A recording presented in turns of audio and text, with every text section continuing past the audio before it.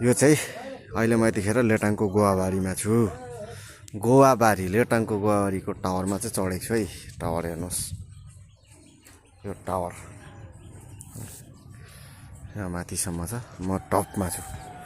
लेटाङको गोवाबारी घुम्नु आउनुहोस्, अत्यन्तै रमाइलो छ है। अहिले चाहिँ अलिकति कुहिरो लागेर लेटाङ बजार चाहिँ धुन्धुला देखिएको छ। गोवाबारीको पार्क यो टावर रहेको छ। यसै गरी तपाईँहरूले यहाँ केटाकेटीहरू खेल्ने पार्क देख्न सक्नुहुन्छ। यहाँ चाहिँ लेटाङको गोवाबारी पनि एकदम पर्यटक स्थलले नै भरिपूर्ण ठाउँ रहेछ। म पनि आज पहिलोचोटि आउँदैछु।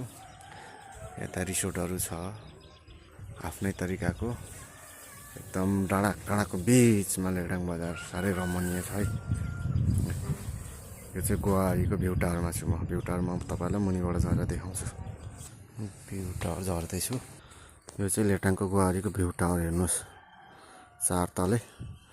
यहाँ चढेर मैले अघिको खिचेको दृश्य चाहिँ यो टावरबाट हो।